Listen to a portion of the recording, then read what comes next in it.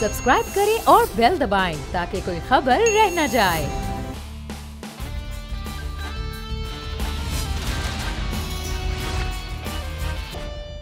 अस्सलामु अलैकुम। The special report with Mudassir Iqbal के साथ हाजिर खिदमत है। नाजरीन, इस वक्त हुकूमत ख़त्म हो चुकी, काबीना तहलील हो चुकी, सिर्फ मामला रह गया है निगरान वज़ीर आज़म के तकर्रुर का, जिस पर अभी बातचीत हो रही है।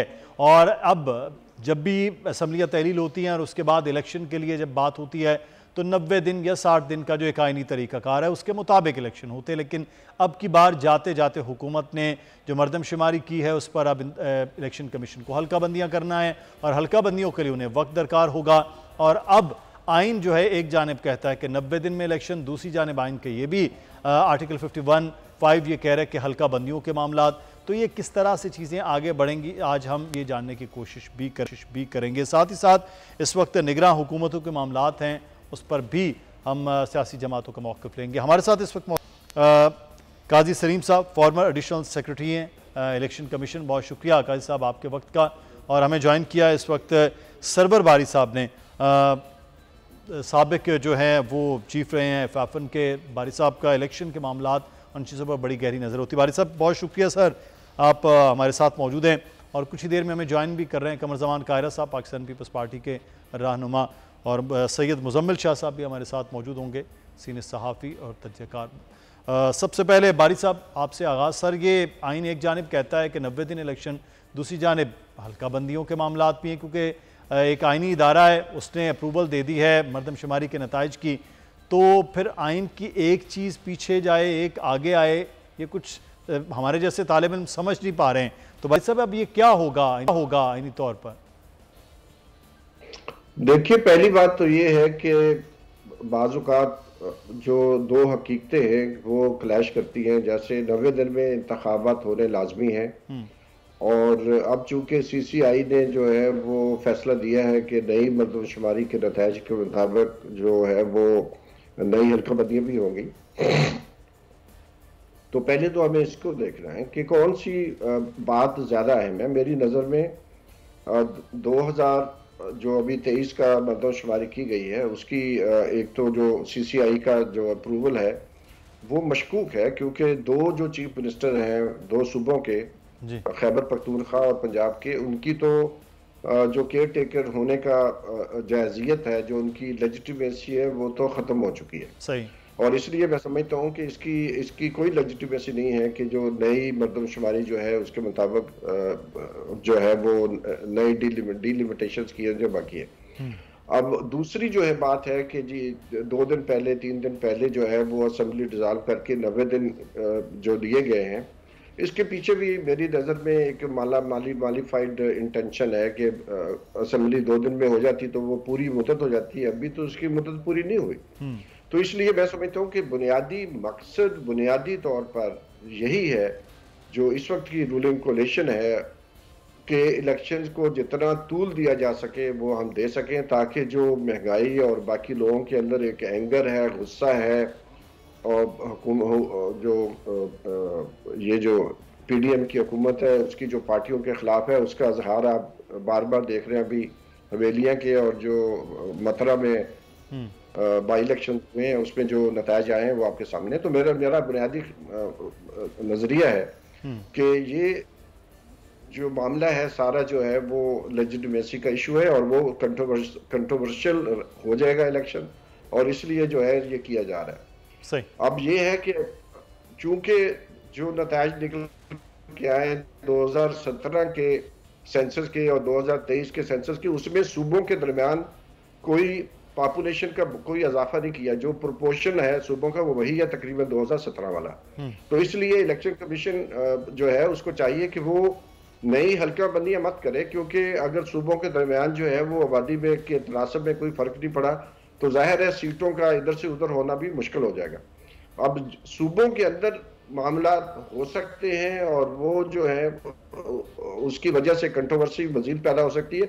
और मेरी नज़र में, I hope I am wrong, मेरी नज़र में ये लगता है कि इतनी कंट्रोवर्सी क्रिएट की जाए कि इलेक्शन जो है वो मजीद पोस्टपोन हो जाए, वो 120 दिन में भी ना हो सके, क्योंकि 120 दिन तकरीबन इनको लगेंगे डीलिमिटेशन करने में, अगर ये डीलिमिटेशन के मामले में पड़ते हैं।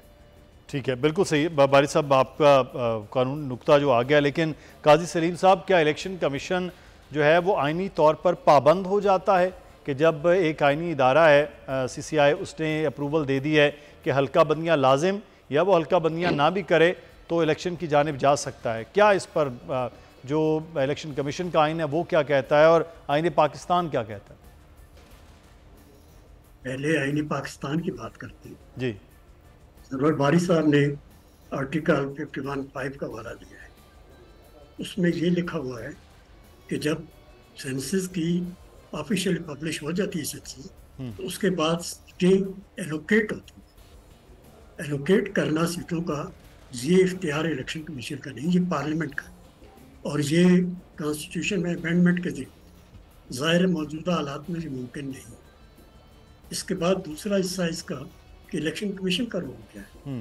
कानून के मुताबिक जब वो पब्लिश हो जाती है, फाइनल हो जाती है सेंसस, तो फिर उन्होंने हल्का बंदी कर दी है। लेकिन ये हल्का बंदी, मुझे ये लगता है कि ये उस एलोकेशन के साथ लिंक्ड है। सही कि अगर किसी सूबे में कुछ सीट कम हो गई या ज़्यादा हो गई, तो वो तो इलेक्शन कमीशन नहीं ठीक कर सकता, वो तो पार्लियामेंट करेंगे, और पार्लियामेंट का वजूद ही ख़त्म हो गया, सिर्फ एक सेनेट रह गया बाकी। तो इसलिए ये एक कंट्रोवर्शियल चीज़ बन रही है, और मेरे ख्याल इसीलिए अभी तक इलेक्शन कमीशन ने अपना कोई वाज़ेह मौक़िफ़ नहीं किया। वो इस पर गौर कर रहे होंगे कि ये कैसे चलना है। लेकिन अगर हल्का बंदी स्टार्ट होती है तो डेफिनेटली कम अज़ कम 4 महीने ज़रूर लगे, इससे कम। इस पर एक और नुकता भी आ रहा है जी। हाल ही में पार्लियामेंट ने जो अमेंडमेंट की है इलेक्शन एक्ट में, और जिसे गालबन साहब ने अप्रूव भी कर दिया है, वो मेरे सामने नहीं है, लेकिन जहाँ तक मेरी मालूमात है उसमें एक ये बात भी रखी गई है कि जो हल्का बंदी है, ये इंपॉर्टेंट पॉइंट है। मैं चाहूँगा इसकी थोड़ा सा एलेबरेट आप काजी साहब राजा रियाज अहमद से मुलाकात कर रहे थे, उस मुलाकात की तफसीलात, अंदरूनी कहानी जानने की कोशिश करते हैं। फ़हाद इस वक्त हमारे नुमाइंदे हमारे साथ हैं। जी फ़हाद, आगाह कीजिएगा, क्या अपडेट्स हैं इस मुलाकात से मुतालिक? जी बिल्कुल, आज आर्टिकल 2241A के तहत वज़ीर आज़म ने अपोजिशन लीडर से निगरान वज़ीर आज़म के नामों पर मुशावरत का बाज़ाब्ता आगाज़ कर दिया है। अपोजिशन लीडर राजा रियाज ने 1 घंटा तवील मुलाकात की वज़ीर आज़म हाउस में वज़ीर आज़म शहबाज शरीफ से, और मीडिया से गुफ्तगू में उन्होंने कहा कि 3 नाम मैंने वज़ीर आज़म को दिए हैं, 3 नाम वज़ीर आज़म ने रखे डिस्कशन में, और फ़ैसला ये किया गया है कि कल एक मुलाकात और करेंगे। मुशावरत अपनी अपनी जो पार्टियां हैं, अपनी अपनी जो वज़ीर आज़म जो अपनी इत्तेहादी जमातों से मशवरा कर ले, मैं भी अपोजिशन की जमातों से मशवरा करूँगा। कल की बैठक में कभी इम्कान है कि हम किसी इत्तफ़ाक़ राय पर पहुंच जाएं, किसी नतीजे पर पहुंच जाएं। नामों का जब उनसे पूछा गया तो उन्होंने कहा कि ये फ़ैसला हुआ है मुलाकात में कि कल की मुलाकात तक कोई भी नाम जो है वो डिस्क्लोज़ नहीं करेगा, ना मैं करूंगा ना हुकूमत की जानिब से किए जाएंगे। ये उन्होंने कहा कि जो 6 नाम डिस्कस किए गए वो 6 के 6 जो हैं बड़े बाइज़्ज़त लोग हैं, इज़्ज़तदार लोग हैं, और कल की मुलाकात में कोशिश ये होगी कि मैं और वज़ीर आज़म इत्तफ़ाक़ राय कर लें। और ज़राए का ये दावा है कि वज़ीर आज़म और अपोजिशन लीडर की मुलाकात में जिन 6 नामों पर डिस्कशन हुई, मुशावरत हुई, उनमें चेयरमैन सेनेट सादिक संजरानी का नाम भी शामिल है, और बड़े संजीदगी से उस पर गौर किया जा रहा है। जी सही। अच्छा फ़हाद, ये भी बताइएगा, कल 2 नाम बड़े गर्दिश करते रहे हैं, एक साबिक ब्यूरोक्रेट, साबिक सेक्रेटरी ख़ारजा, और एक साबिक चीफ जस्टिस ऑफ पाकिस्तान, दोनों जिलानी ख़ानदान है। तो दोनों के हवाले से क्या ख़बरें हैं कि ये नाम हैं लिस्ट में? आपके ज़राए क्या बता रहे हैं, क्या डिस्कशन रही? जी देखिए, साबिक सेक्रेटरी ख़ारजा जलील अब्बास जिलानी का तो ज़राए तस्दीक करते हैं कि नाम ज़ेरे गौर है, और उस पर भी काफ़ी संजीदगी से जो है वो गौर किया गया हुक्मरान इत्तेहाद में, और हुकूमत की जो अपनी बैठकें हुई उनमें उनके पर संजीदगी से गौर किया गया। बहरहाल जो अपोजिशन लीडर के साथ नाम डिस्कस हुए हैं उनके बारे में जो है, उनमें से एक चेयरमैन सेनेट सादिक संजरानी के नाम की अभी तक ज़राए ने तस्दीक की है। बाकी ये कि कल की मुलाकात जो है उसके बाद कल देखते हैं मुलाकात में क्या होता है। फ़हाद, बहुत शुक्रिया, आप हमें आगाह कर रहे हैं बात से मुतालिक। हमें यहाँ पर एक ब्रेक लेना है, ब्रेक के बाद वापस आएंगे, फिर बात होगी। ब्रेक के बाद आपको खुश आमदीद कहते हैं। कोर्ट रिपोर्ट के हवाले से बात करेंगे। एहतशाम अली अब्बासी हमारे साथ मौजूद हैं और इमरान वसीम साहब, शुक्रिया आपका। एहतशाम, आज अलकादर ट्रस्ट का मामला क्या है, क्विकली बताइएगा, आज क्या हुआ अदालत में? जी मुदस्सर, आज एहतसाब अदालत में चिलत में चेयरमैन PTI के हवाले से 2 जो केसेस थे, एक उसमें तोशा खाना केस, नैब केस और एक 190 मिलियन पाउंड केस, दोनों में उनकी जो ज़मानतें हैं वो खारिज कर दी गई हैं। बुशरा बीबी के हवाले से उन केस, क्योंकि अदालत में नैब प्रोसिक्यूटर ने बताया कि वो भी हमें रिक्वायर नहीं है, उनके हवाले से कोई वारंट नहीं है, तो उस केस को निपटा दिया गया है। ख्वाजा हारिस अदालत में पेश हुए और उन्होंने अदालत को बताया कि चेयरमैन PTI पहले ही गिरफ्तार हैं और वो कैद में हैं, तो उस हवाले से उनके जो केस है, ज़मानतें भी उनको जो है हाजिरी से इस्तिस्ना दी जाए और साथ साथ इस केस को जो है मुलतवी किया जाए। लेकिन जो है नया प्रोसिक्यूटर है सरदार मुजफ्फर अब्बासी, उन्होंने अदालत से कहा कि एक शख्स है उसको 3 साल की सज़ा हो गई है, तो क्या हम 3 साल इंतज़ार करेंगे तो इनकी जो है ज़मानतें जो है खारिज कर दी जाएँ। तो अदालत ने जो है दोनों तरफ से दलाइल सुनने के बाद महफूज फैसला सुनाया है और जज मोहम्मद बशीर ने ये फैसला सुनाया और फैसले के मुताबिक चेयरमैन PTI की दोनों केसेस में ज़मानतें खारिज कर दी गई हैं। जी सही, ठीक है। अच्छा इमरान, आप सुप्रीम कोर्ट में ये क्या मामला हुआ जजेस और वकला के दरमियान तलक कलामी ईमानुल्लाह कुंडरानी साहब का वकील कत्ल केस में, आगाह कीजिएगा इस हवाले से। जी सुप्रीम कोर्ट पे भी आते हैं, एहतसाब अदालत में भी आज बड़े अच्छे बड़े अहम रिमार्क्स दिए हैं जज मोहम्मद बशीर साहब ने। अच्छा। जहां पर चेयरमैन PTI और बुशरा बीबी साहबा की ज़मानतों के मुकदमात की समाअत थी, दौरान समाअत जब नैब के वकला ये कह रहे थे कि चूँकि 3 साल की सज़ा हो गई है और ये प्री अरेस्ट का मुकदमा है तो इतना अरसा अदालत कैसे इंतज़ार कर सकती है। तो ख्वाजा हारिस साहब जो है वो एक मौका मांग रहे थे कि आज आप मुलतवी कर दें, अगली तारीख पर रख लें, और ये कोई इंटेंशनली जो है वो चेयरमैन PTI अदालत में पेश नहीं हो रहे, बल्कि उन्हें गिरफ्तार किया गया इसलिए वो अदालत के सामने पेश ना हो सके। तो जज मोहम्मद बशीर साहब ने अपने अजराए मजाक कह लें या लाइटर नोट पे कह लें, उन्होंने ये कहा कि क्या वहां से बेहतर नहीं होगा कि अगर नैब गिरफ्तार कर ले। तो ये टाइम की कमी के बायस आज बड़ा अहम दिलचस्प मामला बता रहे थे अदालत में होने वाले, लेकिन वक्त की कमी है। मैं माजूद खा हूँ। इमरान साहब आपको भी शुक्रिया, एहतशाम आपका भी शुक्रिया। मुदस्सर इकबाल को इजाज़त दीजिए, अल्लाह हाफ़िज़।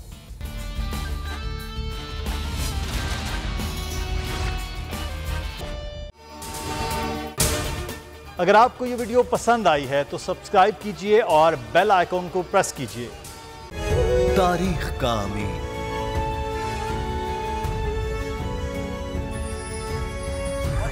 आजादी की अलामत,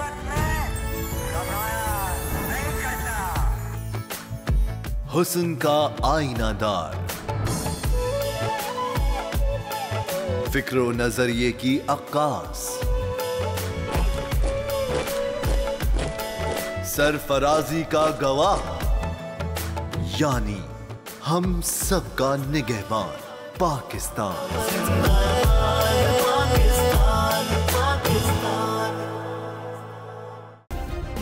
सब्सक्राइब करें और बेल दबाएं ताकि कोई खबर रह न जाए।